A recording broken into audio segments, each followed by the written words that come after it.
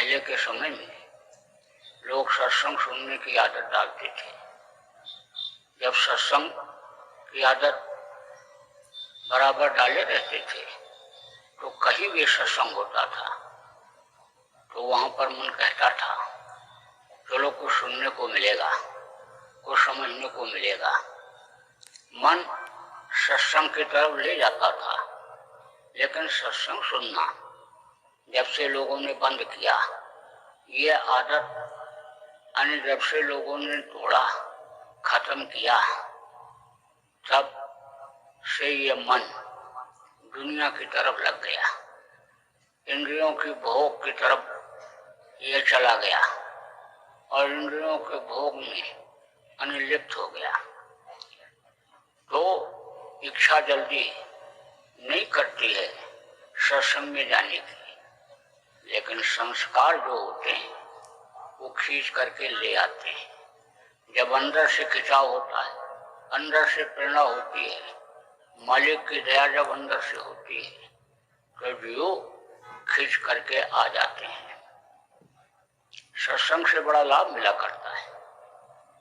सत्संग जल जब कोई पावे, मैलाई सब कुछ कर जावे, गंदगी साफ होती है, मन चित्त बुद्धि और अंतःकरण के ऊपर जो मैल है वो हटती है। यानी समझ लो कि ये जो गांठ बन गई, ये गांठ खुलती है, ज्ञान होता है, भान होता है।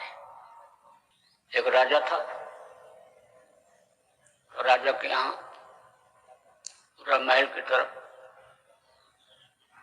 जब कोई साधु दिखाई पड़ते थे तो उनको बुलवा लेता था। राजा बुलवाता था और बड़ा आदर सत्कार होता, लेकिन वो सवाल करता था। जो सवाल का जवाब दे ले जाते थे उनको तो अन्य समझ लो कि सम्मान करता, खिलाता पिलाता और भेंट दक्षिणा दे करके विदा करता था। जो नहीं दे पाते थे उनको उसी सवाल के हिसाब से सजा भी दे देता था। तो एक महात्मा जी जा रहे थे, साधु महात्मा लोग क्या करते थे, चलते रहते थे। एक जगह पर जैसे पानी इकट्ठा हो जाता है तो गंदगी आ जाती है, ऐसे कोई भी व्यक्ति एक जगह पर अगर ज्यादा दिन रह जाता है और विशेष रूप से साधक और प्रचारक, तो उनमें गंदगी आ जाती है। क्योंकि यह माया का देश है, काल का देश है। वो ये नहीं चाहता है कि जीवों का उद्धार हो, कल्याण हो या पार हो पाए, तो माया कहीं न कहीं पटक देती है, चाहे जड़ माया हो और चाहे चेतन माया हो। जड़ माया किसको कहते हैं, रुपये पैसे, और चेतन माया इनको यानी देवियों को जिनको औरतें कहते हो, यानी वो तो चलते रहते थे। उनका एक सेवक था, सेवक साथ में रहता था, सेवा करता था। तो महल से थोड़ी दूरी पर एक बगीचा था, वहीं पर महात्मा जी रुक गए। शिष्य ने उनको बनाया खिलाया, थोड़ी देर के लिए आराम के लिए लेट गए। शिष्य ने सोचा कि गुरु जी जब आराम कर रहे हैं तो महल बहुत अच्छा दिखाई पड़ रहा है, तो चलें देखें हम। अब वो जो शिष्य था वो भी उसी वेशभूषा में था, साधु के वेशभूषा में ही था, दाढ़ी बाल कपड़े उसके भी साधु जैसे ही थे। तो जब घूमता हुआ गया तो अन्य समझ लो कि राजा के आदमी लगे हुए थे, ले गए पकड़ करके। अब राजा ने सवाल करना शुरू कर दिया, एक के बाद दूसरा, दूसरे के बाद तीसरा, कई सवाल कर डाले, लेकिन सवाल का जवाब वो नहीं दे पाया, क्योंकि इतना परिपक्व तो था नहीं, उसको ज्यादा जानकारी नहीं थी। तो राजा क्रोध में आ गया और कहा ले जाओ इनको जेल में बंद कर दो। अब जेल में बंद कर दिया गया। इधर महात्मा जी जब उठे, आवाज लगाया तो देखा कहाँ चला गया, कहीं नहीं दिखाई नहीं पड़ा। फिर उन्होंने अपनी दिव्य दृष्टि से देखा। दिव्य दृष्टि किसको कहते हैं, इन्हीं दोनों आंखों के बीच में एक तीसरी आंख है जिसको दिव्य दृष्टि आत्म चक्षु शिवनेत्र कहते हैं। वो जब खुल जाता है तो भूत वर्तमान भविष्य सब दिखाई पड़ने लगता है। आने समझ लो कि अन्य उससे अन्य आगे का भी देख लो, जो पीछे हो गया वो भी देख लो, इस समय हो रहा है, कोई कहीं भी कुछ भी हो रहा है वो भी देख लो। तो आप समझो कि दिव्य दृष्टि के सहारे उन्होंने देखा तो कहा ये तो प्रेमी फंस गया, भगत तो ये फंस गया, अब चलना चाहिए, निकालना चाहिए। महात्मा जी सीधे धड़धड़ाते हुए चले गए, क्योंकि उनको कोई चिंता फिकर तो थी नहीं। वो तो मतलब यह है कि मालिक की शक्ति लिए हुए थे, तो जिसके पास मालिक की शक्ति होती है उसको चिंता फिकर नहीं रहती है। धीरे से ऐसे निकले और धड़ धड़ धड़ धड़ करते हुए राज दरबार में पहुंच गए। तो राजा ने उनको बिठाया, लोगों ने बिठाया। तब राजा ने कहा लो अब महात्मा जी को कुछ पानी पत्ता पिलाओ, कुछ खिलाओ, आदर सत्कार की चीजें लाओ।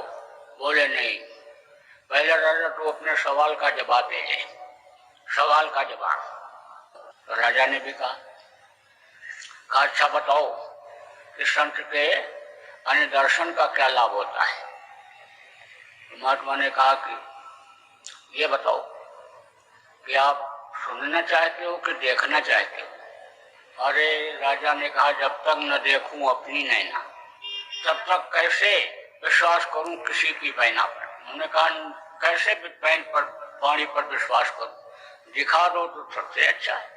प्रैक्टिकल जब हो जाता किसी चीज का तब आदमी को विश्वास हो जाता है। राजा ने कहा कि आप उनको दिखा दो तब तो बहुत बड़ी मेहरबानी होगी। तो कहा कि अच्छा जाओ, देखो वो बगीचा है, बगीचे में एक मंदिर है। अरे राजा ने कहा हाँ है मंदिर, तो मेरा ही बनवाया हुआ है। बोले राजन तो मेरे कहने से आप मंदिर में वहां जाओ और देखो वहां तुमको लोग मिलेंगे। राजा गए तो देखा कहीं कोई नहीं, बगीचा पूरा छान डाला, पेड़ों को देखा, मंदिर को देखा, कहीं कोई नहीं। जब चलने लगा तो गौर से जब देखा कि दो कौवा बैठे हुए और कोई पक्षी भी नहीं दिखाई पड़ा, न कोई आदमी जानवर को दिखाई नहीं पड़ा। लौट करके आया तो कहा महाराज हमको तो वहां कोई दिखाई नहीं पड़ा। अरे बोले कोई नहीं दिखाई पड़ा। कोई नहीं दिखाई। अरे तुमको कोई दिखाई नहीं पड़ा। अरे बोले दो कौवा बैठे हुए दिखाई पड़े और तो कोई दिखाई नहीं पड़ा। तो अच्छा तो फिर जाओ।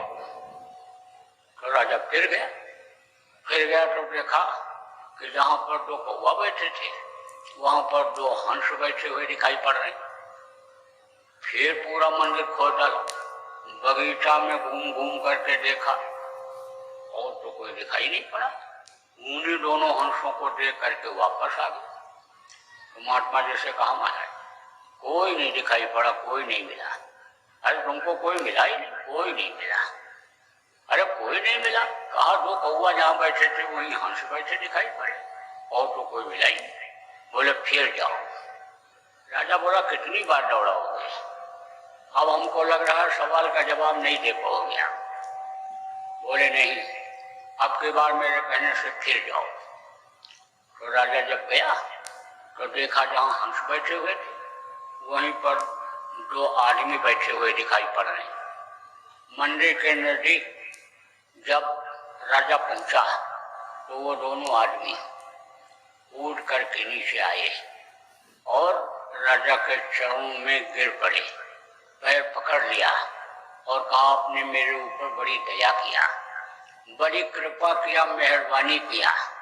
आपने अली संत का दर्शन किया और आप इधर आए पधारे और आपका दर्शन मैंने किया तो मैं कौवा था हंस हो गया। और दोबारा जब आप संत का दर्शन करके आए तो आपका मैंने दर्शन किया तो मैं हंस से आदमी हो गया। आपने मेरे ऊपर बड़ी दया किया, बड़ी मेहरबानी किया। राजा को समझ में आ गया कि भाई संत के दर्शन का बहुत बड़ा लाभ मिलता है। कहा सत्य पुरुष की आरसी और संतन की ही दें और लखना चाहो अलख को कहीं नहीं में लख ले। यानी जिसको लोगों ने अलख कहा उस मालिक को अगर देखना चाहते हो संतों में देखो। इसीलिए अन्य तो संत हमेशा इस धरती पर रहे। संत अगर इस धरती पर न होते, उनका अवतरण अगर इस धरती पर न होता, तो गिरी बदरिया पाप की और बरस गई अंगार, और संत न होते जगत में जल मरता संसार। संभाल करते रहते हैं, नहीं तो अभी संसार खत्म हो जाए। अपने ही अच्छे किए हुए कर्मों की अग्नि में इंसान जल करके मर जाए, खत्म हो जाए। बुरे कर्मों की अग्नि में ही जल जाए। फिर दूसरा सवाल किया राजा ने कि ये बताओ सेवा का कितना बड़ा लाभ होता है। तो महात्मा ने कहा इसको भी आप देखना चाहोगे या सुनना चाहोगे? बोले नहीं, दिखाई दो, सेवा का लाभ अनुभव ही करा दो। तो राजा से महात्मा ने कहा चले जाओ जंगल में, नदी बह रही है, नदी के किनारे बैठ जाना थोड़ी देर। इधर से रास्ता गया है, रास्ते से सीधे जाना। जिधर से लोग नदी में स्नान करने के लिए जाते हैं, उसी रास्ते से जाना और नदी के किनारे वहीं बैठ जाना। तो आपको मालूम हो जाएगा, इसका भी उत्तर मिल जाएगा। तो राजा गया, पेड़ के नीचे बैठ गया, थोड़ी देर बैठा रहा, इधर उधर देखा तो देखा एक नौजवान यानी मरा हुआ पड़ा हुआ है, प्राण निकल गए, शरीर छूट गया। तो सोचने लगा कि चल करके देखें कौन है, क्या हो गया, कैसे कैसे हुआ। उठने ही वाला था, तब तक देखा उधर से जंगल के जानवर आते हुए दिखाई पड़ रहे। राजा बैठ गया, इच्छा लेकर के गया था, इसलिए वहीं बैठ गया कि देखें क्या क्या होता है और किस तरह से इस सवाल का जवाब मिलता है। क्योंकि उसको विश्वास हो गया कि पहली बार गए तो लौट आए, दूसरी बार गए तो हंस दिखाई पड़े, और तीसरी बार जब माना आने समझ लो महात्मा जी की, तो देखो यानी हमको उस प्रश्न का उत्तर मिल गया कि संत के दर्शन का क्या लाभ मिलता है। तो विश्वास तो उसको हो ही गया था। तो बैठा रहा, देखता रहा। अब जंगल के जानवर आए और उसके शरीर को सूंघ करके चले गए, खाया ही नहीं मांस किसी ने। फिर वापस जब लौट गए तो उधर से राजा ने देखा कि एक सियार आ रहा है। तो सोचा कि इसको भी देखें, ये क्या करता है, खाता है कि नहीं खाता। पूरा भूखा था, तो भूखे को क्या होता है, सूखी रोटी मिल जाए तो अन्य समझ लो पुआ पकौड़ा मिठाई से ज्यादा स्वादिष्ट लगती है। तो भूखा था सियार भूखा था तो गया, पूरे शरीर को सूंघा और सूंघते सूंघते उसकी उंगली जब उसकी नाक जब इस उंगली पर पड़ी, यहाँ पर जब पड़ी तो उसने इतनी उंगली काट करके खाई। इतनी उंगली काट के जब खा लिया तो अन्य समझ लो राजा ने सोचा कि भाई इतनी ही उंगली काट करके क्यों खाया। तो सियार से उन्होंने पूछा, ज्ञान हो जाता है, जो साधक होते हैं, साधना करते हैं, उनको पशु और पक्षियों से भी बात करने की जानकारी हो जाती है। उनको अपनी बात कहने समझाने की जानकारी हो जाती है कि किस तरह से इनको समझाएंगे। ऐसे अन्य समझ लो राजा को ज्ञान था, तो अन्य पूछा उसकी बात समझने की भी जानकारी थी, अपनी बात उससे कहने की भी थी। तो पूछा, कहा कि तुमने यही उंगली क्यों काट करके खाया। तब उसने कहा कि पूरे जीवन में ये पाप ही करता रहा है, इसका शरीर पूरा पाप में ही यानी समझ लो लगा रहा है। लेकिन एक बार इसने भंडारा था, तो भंडारे में यानी भोजन प्रसाद खाने के लिए अन्य लोग जा रहे थे। तो कुछ साधु लोग उधर आए, यह रास्ते में बैठा हुआ था। तो इससे पूछा कि भाई भंडारा किधर है, कहाँ पर भोजन मिल रहा है। तो यह मुंह से भी नहीं बोला था, बस उंगली से इशारा कर दिया था कि उधर हो रहा है, वहां चले जाओ। यही खाली उंगली दिखाया था, मुंह से भी कुछ नहीं बोला था। तो इसकी ये उंगली केवल सेवा में आई थी, सेवा में लगी थी, इसलिए ये उंगली पवित्र थी और उसको मैंने काट करके खाया। तो दूसरे सवाल का भी जवाब हर राजा को मिल गया। लौट करके आया तो कहा, पूछा महात्मा, सवाल का जवाब मिल गया? बोले महाराज मिल गया। तो कहा और कोई सवाल पूछ लो तो तुमको पूछना हो। तो कितना पूछेगा? जब दो का जवाब दे दिया, एक का दे दिया, दो का जवाब मिल गया, तो अब विश्वास तो नहीं होना था। लेकिन सोचा लाओ एक सवाल और कर ले। तो कहा अच्छा ये बताओ कि सत्संग का क्या लाभ मिलता है, सत्संग सुनने से क्या लाभ मिलता है? तो बोले इसको भी तुम देखना ही चाहोगे? बोले हाँ। तो कहा चले जाओ उसी नदी के किनारे और फिर दाहिने हाथ की तरफ मुड़ जाना, तो वहां एक टीला पहाड़ जैसा तुमको दिखेगा, उस पर एक ऊंचा पेड़ है, उसी पर तुम चढ़ करके बैठ जाना, तो तुमको इस सवाल का भी जवाब मिल जाएगा। तो राजा गया, पेड़ के ऊपर बैठ गया। थोड़ी देर के बाद देखता है कि एक आदमी आया और जमीन को झाड़ करके चला गया। फिर दूसरा आया, गलीचा कालीन बिछावन लिए हुए और जमीन पर बिछा करके चला गया। फिर देखता है कि जैसे कुछ दिव्य आत्माएं उतर रही हैं ऐसे ऊपर से, और वो आई उसी बिछावन पर, उसी बिस्तर पर बैठ गई। थोड़ी देर के बाद राजा फिर देखता है कि जैसे एक सिंहासन नीचे उतर रहा है और उस पर दिव्य पुरुष बैठा हुआ है और वहां पर बैठ करके कुछ सुना रहा है, कुछ बता रहा है। थोड़ी देर के बाद फिर देखा कि वो सिंहासन जैसे गायब हो गया, चला गया, और आदमी भी जैसे वो चले गए जो दिखाई पड़ रहे थे। फिर देखता है कि वही आदमी जो गलीचा कालीन बिछावन लेकर के आया था, बिछा करके गया था, वही आया और उसको समेट करके लेकर के चला गया। राजा बैठा देखता रहा, सोचा लाओ उतर चले। इस सवाल का जवाब तो मिल नहीं पाया। महात्मा जी से पूछेंगे, वो समझा देंगे। तो उतरने की सोच ही रहा था, तब तक देखा कि एक निहायत कुरूपी आदमी, लगता तो था आदमी जैसा, लेकिन उसके अंग टेढ़े और हने समझ लो के हाथ पर हने समझ लो टेढ़े मेढ़े लंगड़ाता ऐसे आ रहा था। तो सोचा कि देख ले ये कौन है। तो वो आदमी जब आया और वहीं पर ऐसे लौटने लग गया, तो राजा देख रहा है कि क्या हो रहा है, कौन है ये, कोई जानवर है आदमी, क्या है, तो समझ नहीं आई। थोड़ी देर के बाद लौटने के बाद जब वो उठा और अपने शरीर को ऐसे झाड़ा, साफ किया, तो एकदम स्वच्छ, साफ, कोमल, निर्मल, अच्छे अंग अन्य उसको दिखाई पड़ने लगे। उसके शरीर में दिव्यता आ गई। फिर उसके बाद में वो थोड़ी देर खड़ा रहा, झाड़ झूड़ के चलने लगा। तो राजा ने सोचा भाई लाओ इसी से पूछ ले कि ये कौन है आखिर, और यहाँ लौटने के बाद यानी ये कैसे इतना सुंदर, निर्मल, स्वच्छ, साफ हो गया।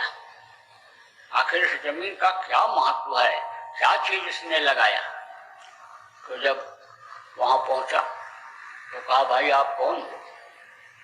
तो साफ बता दिया उसने कि मैं एक पापी हूं, मेरी पाप करने की आदत बन गई और वो जल्दी छूट नहीं पा रही।